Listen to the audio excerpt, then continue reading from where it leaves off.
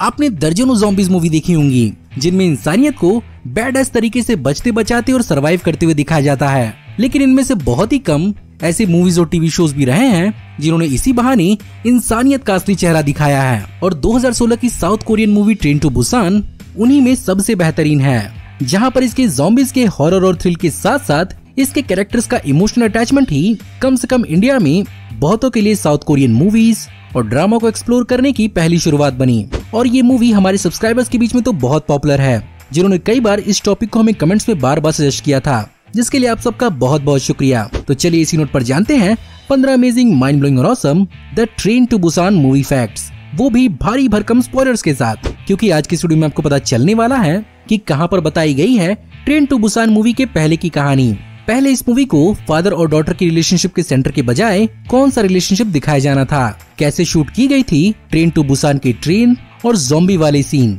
जानेंगे कि train to Busan ने कोरिया में कौन सा बहुत बड़ा रिकॉर्ड सेट किया है, और फाइनली जानेंगे इसके आने वाले हॉलीवुड रीमेक और ट्रेन टू बुसान 3 के बारे में। ये और बहुत कुछ आपका इस वीडियो में इंतजार कर रहे हैं, तो देर किस बात की। हे गाइस, मेरा नाम है पंकज सागर और आपका स्वागत है गेमों को हिंदी के एक और फ्रेश वीडियो में। Now without wasting any more time, let's get started.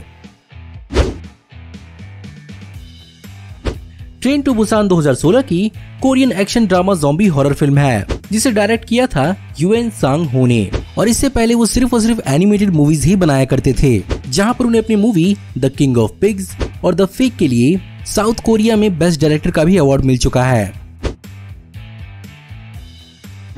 Train to Busan movie के अंदर जिस इमोशनली मेमोरेबल फादर और डॉटर का रिलेशनशिप दिखाया गया है, यहाँ पर इनिशियली एक फादर और सन का रिलेशनशिप दिखाया जाना था, और यहाँ पर सुआन का कैरेक्टर बेसिकली एक बॉय होने वाला था। लेकिन यहाँ पर डायरेक्टर यूएन सांग हो ने चाइल्ड एक्ट्रेस किम सुआन को जब देखा तो उन्होंने सुआन के लिए इसी को चुनने का फैसला किया, और यहाँ पर उसके कैरेक्टर को लड़के के बजाय लड़की कर दिया गया।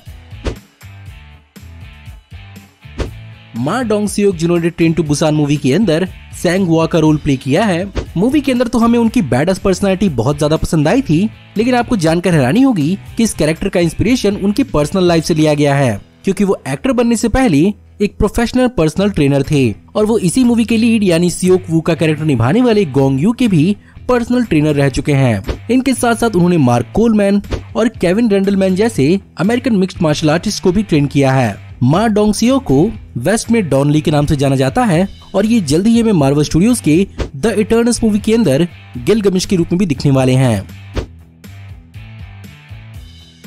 अब यहाँ पर खाली डॉन ली ही नहीं है जिनकी अपनी पास्ट लाइफ की कहानी है। यहाँ पर जिन ही का कैरेक्टर प्ले करने वाली एन सो ही बेसिकली एक्ट्रेस से पहले एक साउथ कोरियन पॉप स्टार भी रह चुकी हैं, जो कि 2007 से लेकर 2017 तक के पॉप ग्रुप वंडर गर्ल्स का हिस्सा थी। Train to Busan South Korea की सबसे पहली मूवी बनी जिसे इंडिया में इतने बड़े स्केल पर रिलीज किया गया था, लेकिन यहाँ पर इसे कोरियन लैंग्वेज के अलावा इंग्लिश, हिंदी, तमिल और तेलुगु लैंग्वेज में दिखाया गया। इसके अलावा वर्ल्ड वाइड बॉक्स ऑफिस और इंडिया की रिलीज में एक और अंतर था, क्योंकि वर्ल्ड वाइड जहाँ पर ट्रेन टू बुसान का टोटल रन टाइम 118 मिनट था, इंडिया में इसके कुछ ग्राफिक वायलेंट सीक्वेंसेस की वजह से इसे सिर्फ और सिर्फ 116 मिनट दिखाया गया। लेकिन फिर भी ये इंडिया में धमाल करने में काफी कामयाब रही, और बहुत लोगों के लिए ये मूवी कोरियन सिनेमा और ड्रामा की एंट्री पॉइंट बनी। हो सकता है कि आप में से बहुत लोगों को पहले ये बात मालूम होगी, लेकिन जिन्हें ये बात नहीं मालूम है उन्हें बता दूं कि अगर आप ट्रेन टू बुसान मूवी के एक दिन पहले के इवेंट्स के बारे में जानना चाहते हैं, तो डायरेक्टर यूएन सांग हो ने इसकी भी एक मूवी बनाई है, जो कि 2016 में ही रिलीज हुई सियोलियोक यानी सियोल स्टेशन नाम की 1.5 घंटे की एक एनिमेटेड मूवी है। और यहाँ पर कहानी शिम उन क्योंग के हाई शुन कैरेक्टर के नाम पर रिवॉल्व करती है, जो बेसिकली ट्रेन टू बुसान पर चढ़कर सबको इन्फेक्ट करती है, और आगे कहानी तो आप सब जानते हैं। अब चलिए बात करते हैं ट्रेन टू बुसान मूवी के स्पेशल इफेक्ट्स के बारे में, जहां पर प्रैक्टिकल और सीजीआई विजुअल इफेक्ट्स दोनों का इस्तेमाल किया गया है। और ट्रेन टू बुसान मूवी की सबसे इम्पोर्टेंट चीज यानी वो ट्रेन, इस मूवी के लिए उसका एक प्रैक्टिकल मॉडल बनाया गया था। साथ ही साथ ट्रेन को मूविंग अपीयर दिखाने के लिए इसके बाहर प्रोजेक्टर्स का इस्तेमाल किया गया था, जो बेसिकली एक्टर्स को सीन को फील करने के लिए बहुत ज्यादा जरूरी था। दूसरी ओर ज़ॉम्बीज के लिए यहाँ पर हैवी मेकअप और प्रोस्थेटिक्स का इस्तेमाल किया गया है, जिसे कोरियन स्पेशल इफेक्ट आर्टिस्ट ताई योंग क्वा की कंपनी टेक्निकल आर्टिस्ट ने संभाला था। वहीं पर मूवीज के कई सारे दिखे हुए ज़ॉम्बीज के हर्ड, पिरामिड्स और ट्रेन के कोलिजन वाले सीन्स को CGI की मदद से दिखाया गया था, जिसे कोरिया की ही डिजिटल आइडिया नाम की VFX कंपनी ने संभाला था। और इस मूवी के स्पेशल इफेक्ट में लगभग 100 से भी ज्यादा स्पेशल इफेक्ट आर्टिस्ट की जरूरत पड़ी थी और हर एक CGI शॉट के लिए एक्टर्स को तकरीबन 20 टेक्स का इस्तेमाल करना पड़ता था, जिन्हें पोस्ट प्रोडक्शन के दौरान छांटा जाता था।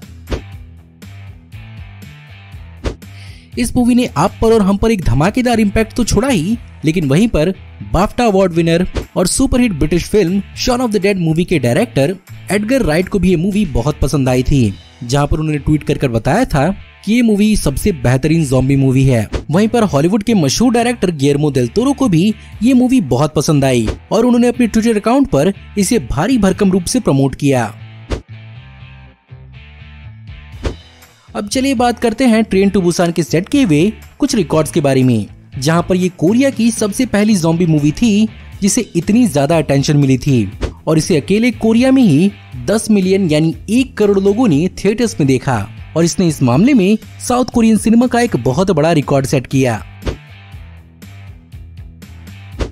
वहीं पर अगर बात करें फाइनेंशियल रिकॉर्ड्स की, तो ये तो उससे भी ज्यादा धमाकेदार रहा, जहां पर इस मूवी को टोटल $8 मिलियन की बजट पर बनाया गया था और इसने बॉक्स ऑफिस पर वर्ल्ड वाइड $98 मिलियन कमाए, जहां पर इसने अकेले साउथ कोरिया में $2.2 मिलियन का बिजनेस किया। वहीं पर यूनाइटेड स्टेट्स और कनाडा में इसने $15.8 मिलियन की कमाई की। वहीं पर दूसरी ओर एशियन कंट्रीज जैसे कि मलेशिया, हांगकांग, सिंगापुर और इंडिया जैसी कंट्रीज में ये बहुत धमाकेदार साबित हुई। यहाँ तक कि सिंगापुर में $1 मिलियन कमाने वाली ये पहली साउथ कोरियन मूवी बनी।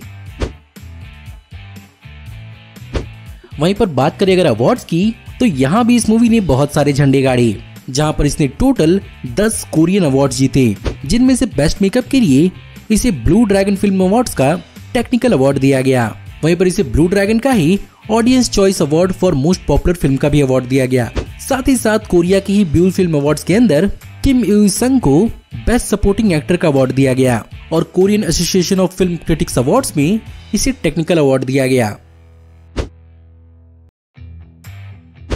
अब बात करते हैं ट्रेन टू बुसान 2 यानी ट्रेन टू बुसान पेनिनसुला के बारे में, जहां पे इसे ट्रेन टू बुसान के नाम से जोड़ा तो गया है, पर ये मूवी उसी यूनिवर्स में होने के बावजूद भी ना तो ये उस मूवी की कंटिन्यूएशन है, ना ही ये उस मूवी से किसी भी तरह से जुड़ी हुई है और ये मूवी बेसिकली उस मूवी के 4 साल आगे की कहानी है। पॉसिबल यही कारण हो सकता है कि इस मूवी को उतना कुछ खास अटेंशन नहीं मिल पाया और इस मूवी के $16 मिलियन के बजट होने के बावजूद भी इस मूवी ने टोटल वर्ल्ड वाइड $42 मिलियन ही कमाए। फिर भी पहली मूवी को देखते हुए इसकी दूसरी मूवी को 2020 के कांस फिल्म फेस्टिवल में रिप्रेजेंट करने का मौका मिला, लेकिन अनफॉर्चुनेटली कोविड पैंडेमिक के कारण कांस फिल्म फेस्टिवल को कैंसिल कर दिया गया। इवेंचुअली इस मूवी को 21 अगस्त 2020 को यूएस और कनाडा और 27 नवंबर 2020 को इंडिया में रिलीज किया गया। अगर आप भी ट्रेन टू बुसान का मैजिक एक बार और एक्सपीरियंस करना चाहते हैं, वो भी एक अलग फील के साथ, तो वो मौका हमें जल्द ही मिल सकता है, क्योंकि ट्रेन टू बुसान पर हॉलीवुड जल्द ही एक रीमेक लाने वाला है, जहां पर ये मूवी न्यू लाइन सिनेमा के अंदर बन रही है और ये मूवी वार्नर ब्रोस के थ्रू वर्ल्ड वाइड डिस्ट्रीब्यूट होगी, जिसे डायरेक्ट करने की जिम्मेदारी इंडोनेशियन डायरेक्टर तीमो जाहियंतो को सौंपा गया है और इसकी कहानी को लिखने का जिम्मा गैरी डॉबरमैन को सौंपा गया है। साथ ही साथ द कंज्यूरिंग मूवीज के डायरेक्टर जेम्स वॉन इस मूवी को को प्रोड्यूस कर रहे हैं, तो जाहिर सी बात है ये मूवी एपिक तो होनी ही चाहिए। लेकिन फिर भी अब भी सवाल उठता है कि क्या ट्रेन टू बुसान 3 को रिलीज किया जाएगा। वेल ऑनेस्टली इस पर अभी क्या अपडेट है फिलहाल किसी को नहीं मालूम, लेकिन इस बात की पूरी उम्मीद लगाई जा रही है कि दोनों मूवीज की पॉपुलैरिटी को देखकर थर्ड मूवी पर जल्दी ही काम किया जा सकता है, क्योंकि पहली मूवी के रिलीज होने के बाद यूएन सांग हो ने 3 सालों तक इसके सीक्वल के बारे में नहीं सोचा था और अचानक से उन्होंने पेनिनसुला मूवी को बनाने का फैसला किया। लेकिन फिलहाल जो कोविड का सिचुएशन चल रहा है उसमें हर गवर्नमेंट की तरह कोरियन गवर्नमेंट भी मूवीज और टीवी शोज के प्रोडक्शन में बहुत ज्यादा लिमिटेशंस लगा रहा है। ऐसे में एक बड़ी बजट के प्रोडक्शन में बहुत सारे लोगों की जरूरत पड़ती है और जब तक कोविड का सिचुएशन थोड़ा और नॉर्मल नहीं होता तब तक शायद हमें ट्रेन टू बुसान 3 के बारे में कुछ सुनने को न मिले। लेकिन फिर भी मैं उम्मीद करता हूँ कि पहली और दूसरी मूवी की पॉपुलैरिटी के कारण शायद हमें थर्ड मूवी के बारे में जल्द ही अनाउंसमेंट सुनाई जाए। अब देखते हैं कि इस बारे में इस मूवी के फिल्म मेकर्स का क्या सोचना है। तो गाइज ये थे 15 अमेजिंग माइंड ब्लोइंग और awesome the train to Busan movie facts. Honestly अगर कहूँ तो इस मूवी ने ज़ॉम्बी जॉनरा के अंदर कुछ नया नहीं दिखाया है हमें, पर फिर भी इस मूवी ने ह्यूमन कैरेक्टर्स, उनके इमोशंस और ओवरऑल ह्यूमैनिटी के सर्वाइवल इंस्टिंक्ट को बहुत ही अच्छे से एम्फसाइज किया है। यही कारण है कि हम इस मूवी से इतना ज्यादा कनेक्ट कर पाते हैं और ये मूवी लोगों के बीच में इतनी पॉपुलर हो पाई। सैडली सेकंड मूवी तो उतना अच्छा नहीं कर पाई, पर फिर भी हम उम्मीद करते हैं कि थर्ड मूवी फर्स्ट मूवी की तरह ही बहुत अच्छी हो और देखते हैं कि इसकी आने वाली हॉलीवुड रीमेक कैसी होती है। उम्मीद करते हैं कि आपको आज की वीडियो पसंद आई होगी। अगर आपको आज की वीडियो पसंद आई हो तो इस वीडियो को लाइक जरूर करिएगा। साथ ही साथ अगर आप इस मूवी के बारे में और भी कोई फैक्ट जानते हो तो हमें कमेंट्स में जरूर बताइएगा। इसके अलावा हमारे आने वाली ऐसी औसम वीडियोस को देखते रहने के लिए हमारे चैनल को सब्सक्राइब करिए, बेल वाले आइकन को दबाइए और हमारी वीडियोस को बिना मिस किए एंजॉय करते रहिए। और अगर आप चाहें तो इस वीडियो के लिंक को अपने दोस्तों और ग्रुप्स के बीच में जितना हो सके उतना शेयर करें। Thank you for watching, see you in the next video. Till then take care, good bye.